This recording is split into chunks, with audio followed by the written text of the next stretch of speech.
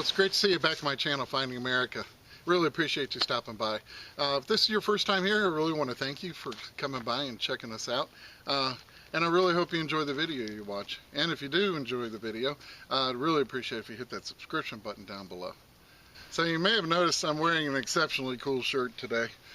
This is a Relics radio t-shirt, and I'm wearing it for 3 reasons this week. The first reason is I really love the Relics radio podcast. I listen to it all the time. And if I happen to miss it on a Thursday at 8 o'clock Eastern time, I'd be sure to go to Spreaker.com and check it out in their archives. Now Loy from Digging with Seven and Jeff from Tennessee Jeff, along with Mark Hoover, put on the show. And it's just a great show. It talks about all facets of treasure hunting and metal detecting. They have all kinds of really cool guests. And it's just a blast. So if you guys get a chance, check it out. I'll put a link down below. Now, the second reason is because Ken and Mark Guthrie made this shirt. And I told them a couple weeks ago that I was going to give them a shout out because I really like their products. And I really like those guys too. They give really great service. They're big time into metal detecting. And they do a lot to support the metal detecting community. So I'd really like it if you went over to their website and checked everything out. And I'll put a link down below. They have awesome prices and a great product. Now, the third reason I'm wearing this shirt is because I'm actually going to be on Relics Radio Podcast. About a month ago, Mark Hoover called me up and asked me if I wanted to be a guest. I'm pretty sure I quickly said yes. So I really enjoy that program. It's an honor to be asked to be on it. And I'm going to be on it on April 4th, 8 o'clock Eastern time in the evening. And I just wanted to let you guys know, I'm going to be talking about metal detecting, what I've been doing the past 40 years. And hopefully we'll get to talk about this channel, Finding America. So I'd really love it if you guys got a chance to tune in. So now that I've gotten all that out of the way, we'll get to this week's episode. I had a blast going out there, and I was doing a whole lot of digging, and I was just having a blast as always, Finding America.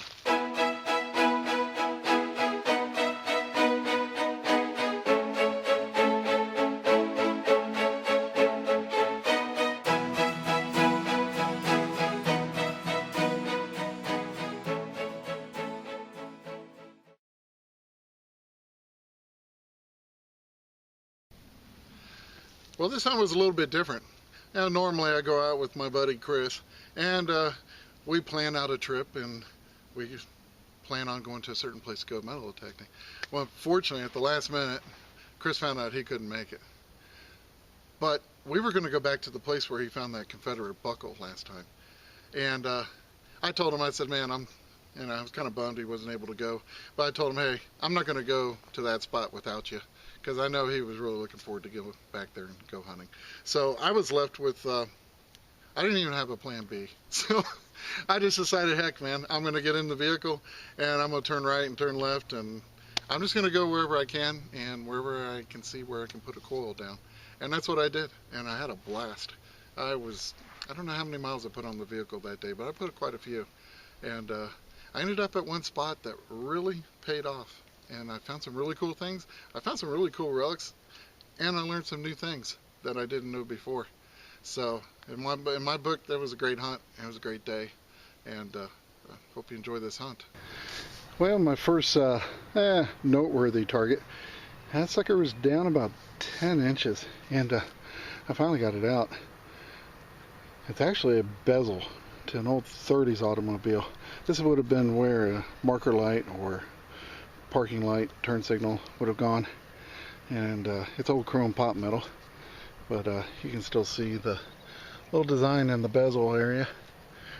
Probably went around a headlight, and then this was the lamp off to the side. But pretty cool piece. Wasn't expecting that. I had to dig it out. I knew it was just going to be kind of junky, but sometimes your curiosity just gets the best of you. I did just get my first old coin though. It rang up like a 1240. It was about, I'd say about 4 or 5 inches down, and let's see if I can get it to focus in here, but I got a 1917 wheat, so that's a great sign. And we'll see if there's anything else in here.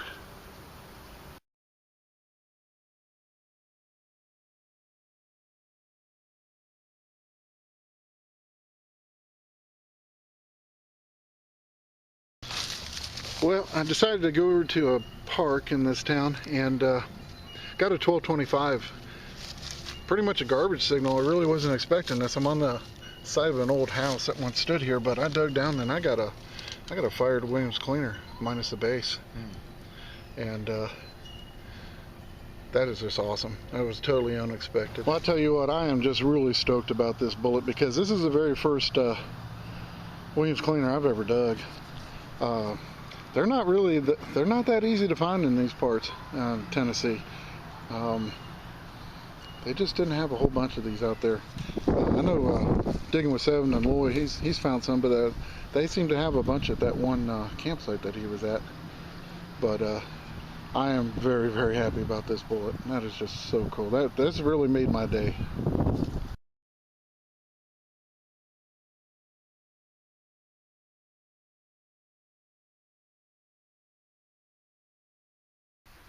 Well, next target I got was a horseshoe. It was about 8-9 inches deep. So pretty cool. Another old find. Well, finding some really cool stuff here. Still at this old house site / park, and got a nickel signal, dug down and got a carriage bolt, and then the signal was still in the ground, and I think you can see it right there, but that's an old spoon, and I'm gonna get it pulled out of here. I don't even know what kind it is. It looks like a big serving spoon. Wow. And the person, that spoon's got to be old hype. It done went away already. Yep. Now the guy you hear is actually one of the park workers here in the parks department, and we've been having fun digging stuff up. He's been watching me. So I don't see any design on it. Boy, it does have some age though. Not far from where I got that Williams cleaner bullet. So I'll clean it up, and hopefully it's got something on the back and I can help to date it.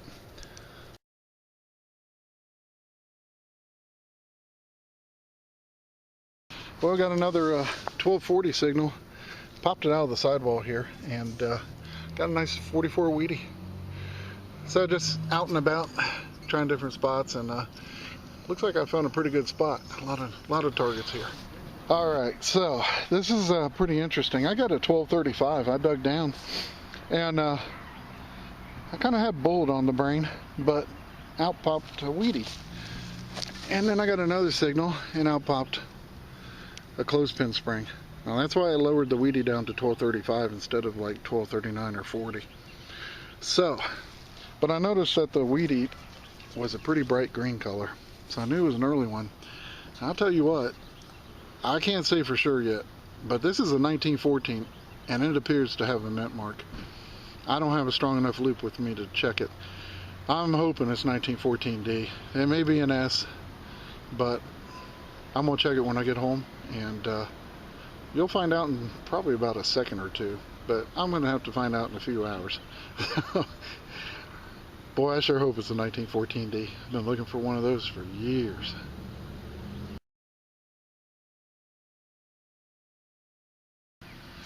Well, I got a nice signal. It was ringing up about 1414. It was a little bit high for a nickel, but I popped the plug and it was sitting there just like that, all nice and pretty.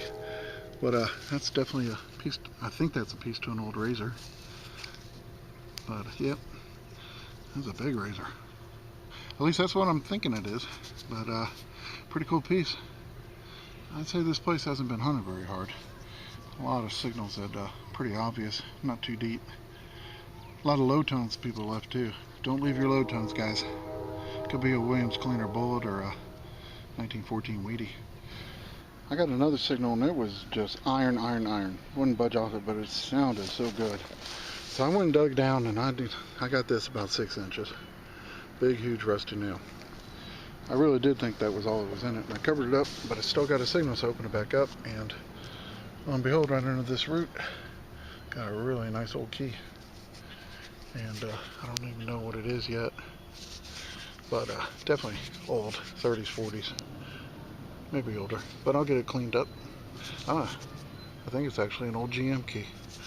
There you go. That's awesome. I do like that. Yeah, that's a factory GM key. That's going to be 30s or 40s. I will get that cleaned up and I'll give you a better look at that, but very happy with that. And I'll tell you, whenever you're at one of these old house sites, there were so many nails in a house that you really have to factor that into it on what you decide to dig and what not to dig. And I would pretty much decide to dig anything that makes a good signal. And it does pay off.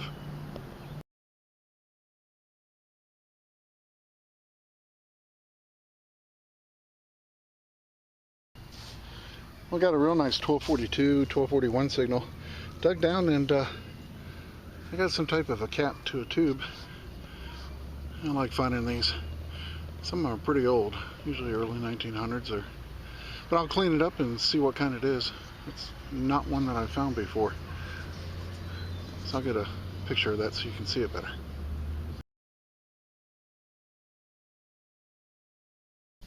I tell you, I took that cap home and I cleaned it up and it said Xanol, and I had no clue what that was. So I did some research and found out it was actually another thing I'd never heard of. It was called concentrated bluing. That was actually a cap for a tube of Xanol concentrated bluing. Now, bluing is a product that's made up of a very fine blue iron powder. So, when I was doing a little bit of research into what exactly this product did, the first thing that came up was it was made to make blue jeans darker, and it would give them more of a blue tint. That made sense to me.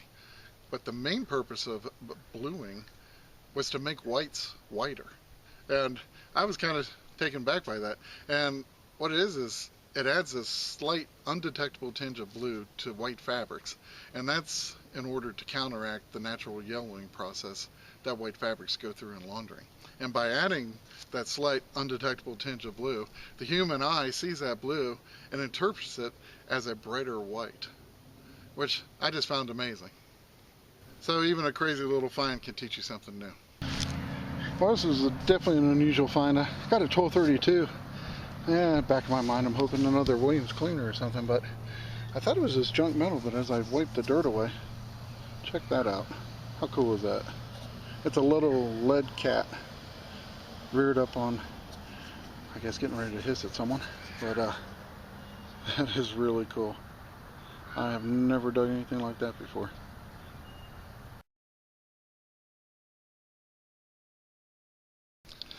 Now, I didn't get this next find on tape because I didn't think it was anything. I dug it up. It was a pretty heavy, small piece of metal, but it was just absolutely folded up into a ball, and it was caked with dirt. But it had a little weight to it, so I decided, I always check everything when I get home before I throw anything away.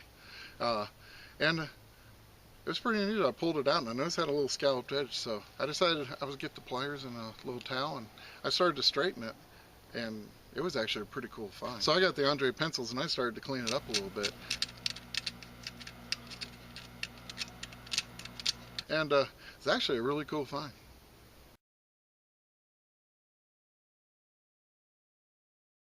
Got a 1226 signal. It's just a general kind of trash range, but I dug down and I found this piece. Looks to be cut in half. I'm not sure what it is. It seems to be either a real thin metal or a real heavy foil. It's got some writing on it. If it turns out to be anything, I will let you know what it is, but I thought I'd film it just in case.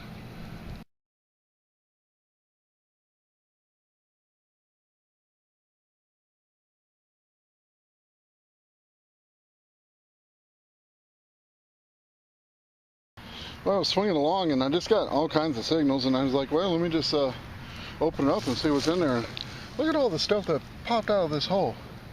It's just amazing. Got this piece, which I don't know what it is. Here's part of an old comb. Here's an old spoon that popped out. And believe it or not, I looked over here. There's another spoon. That's crazy. I think they match too. Alright, that's weird. So, this could be the very first ever spoon spill for me. That is crazy. Yeah, and they do match. And they definitely have some age to them. Well, I'll poke around this hole. Anything else comes out, I will let you know. But, hey, my day's made now. I got a spoon spill. Jeez.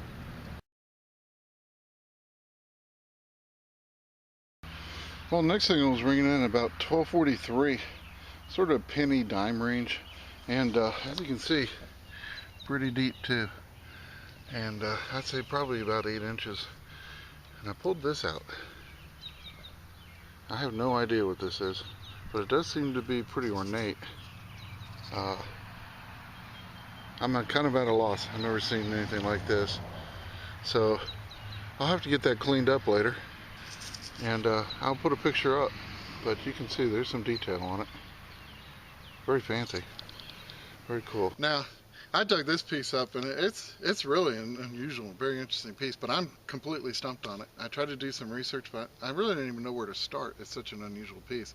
So I added a few extra pictures. I'm going to put them up right now because I'm sure someone out there knows exactly what this piece is. And if you do have an idea what it is, just leave your suggestion down in the comments below. I'd really appreciate it.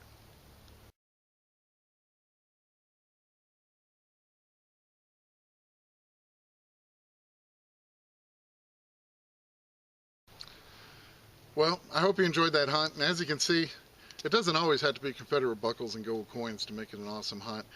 Sometimes even the smallest little finds and what you learn from them make it an incredible day. And I had a great day, and I hope you enjoyed that. And before you go, really appreciate if you check out the historical photos I have coming up next. And as always, history always makes a find a treasure. And I look forward to seeing you next week on Finding America.